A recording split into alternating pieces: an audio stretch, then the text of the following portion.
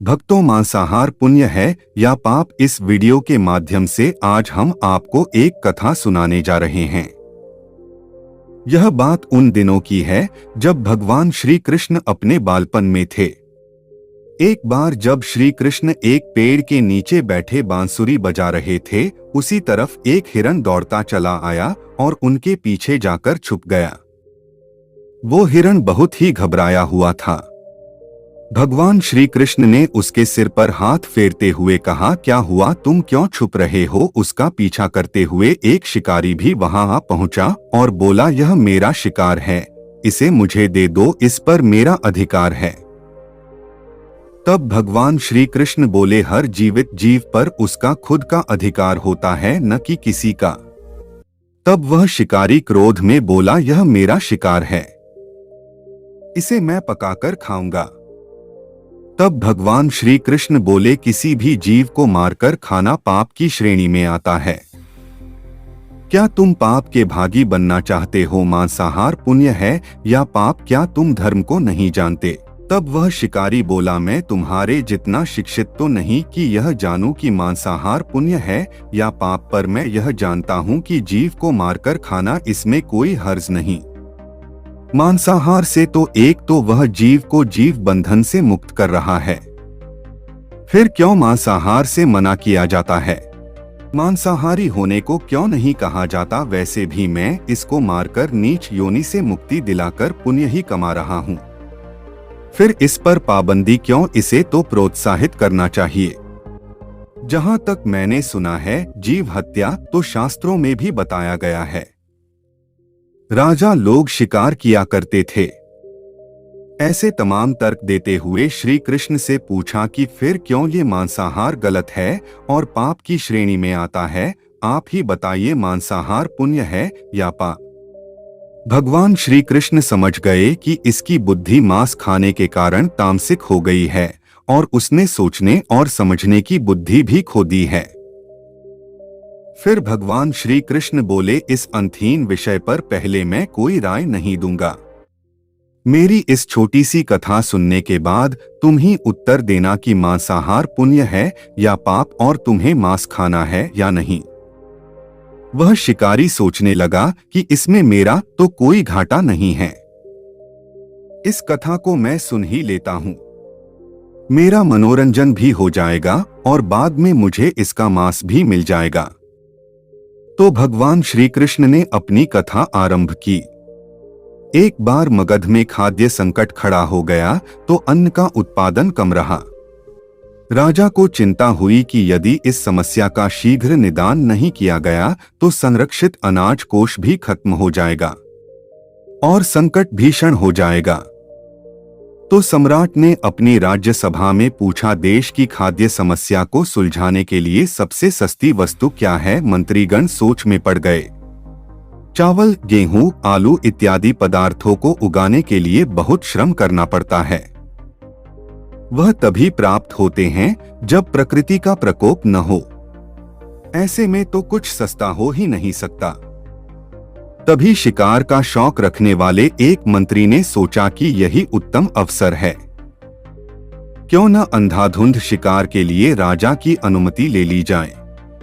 उसने सभा में कहा कि सबसे सस्ता खाद्य पदार्थ है मांस, इसके लिए धन का खर्च भी नहीं है और पौष्टिक खाना भी मिलता है। सभी सामंतों ने इस बात का समर्थन कर दिया, लेकिन मगध के प्रधानमंत्री अभी भी चुप थे। सम्राट ने पूछा, प्रधानमंत्री आप चुप क्यों हैं? आपने कोई अनुमोदन नहीं किया, आपका क्या मत है? प्रधानमंत्री ने कहा, मैं यह नहीं मानता कि यह कथन सही है कि मांस सबसे सस्ता पदार्थ है। फिर भी इस विषय पर मैं अपने विचार आपके सामने कल रखूंगा। प्रधानमंत्री उसी रात मांसाहार का प्रस्ताव रखने वाले सामंत के घर पहुंचे। सामंत ने इतनी देर रात प्रधानमंत्री को अपने घर आया देखा तो वह घबरा गया। किसी अनिष्ट की आशंका से वह कांप गया। प्रधानमंत्री ने कहा, संध्या को महाराज बीमार हो गए, उनकी हालत बहुत ही खराब है। राजवैद्य ने कहा है कि किसी शक्तिशाली देह का 2 तोला मांस मिल जाए तो राजा के प्राण बचाए जा सकते हैं। आप महाराज के सबसे विश्वास पात्र हैं। इसीलिए आपसे योग्य कौन होगा, इसके लिए आप जो भी मूल्य लेना चाहें ले सकते हैं।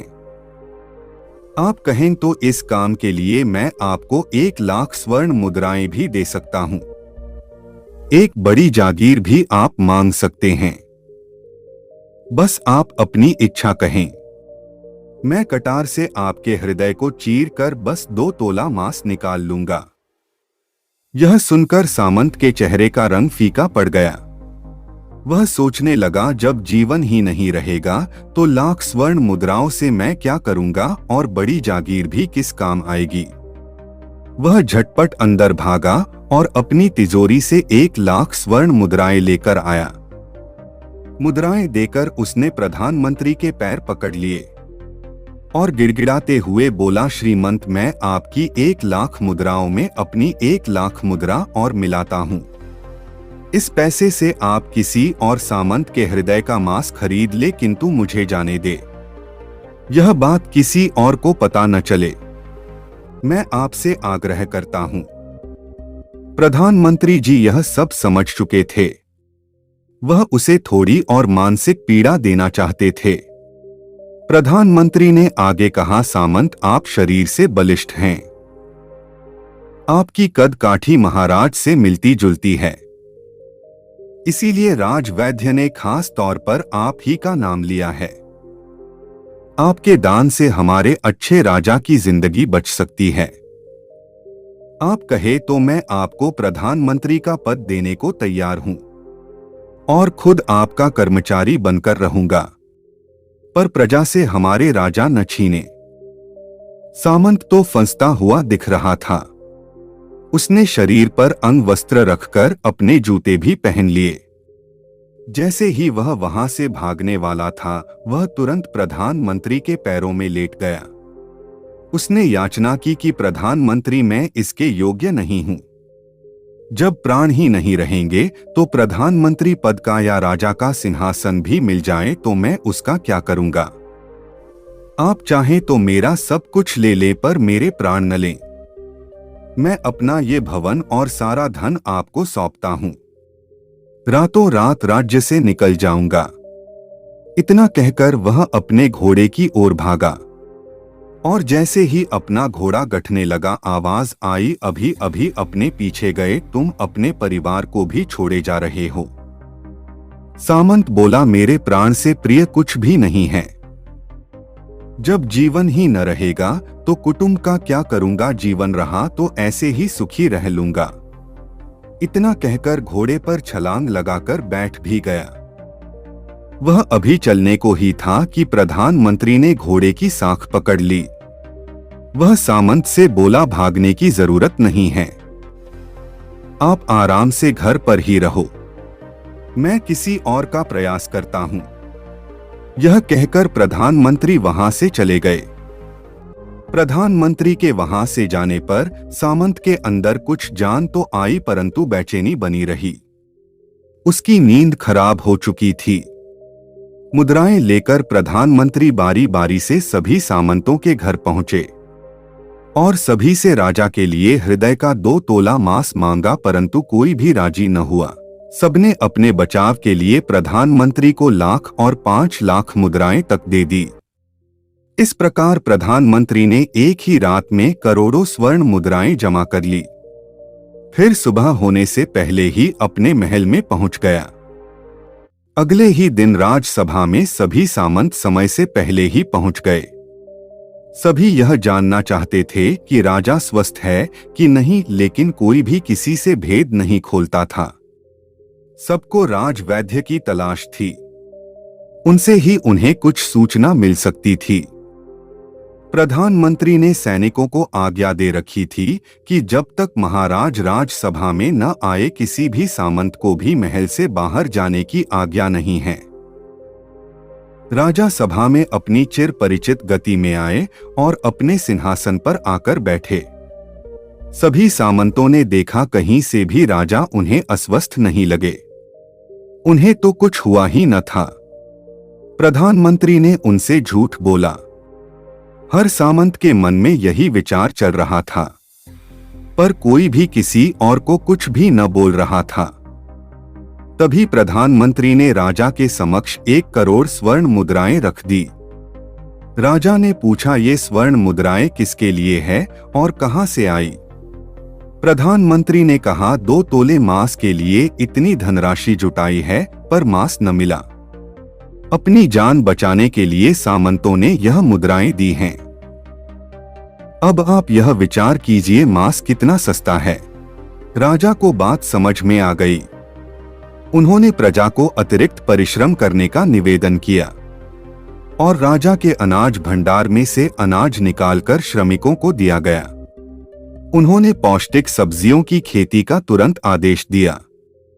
वह 1 करोड़ स्वर्ण मुद्राएं इसी कार्य के लिए और श्रमिकों के कल्याण के लिए खर्च की गई। ऐसे साग सब्जी तेजी से उगी जिससे प्रजा का कल्याण भी हुआ और पौष्टिकता भी मिली।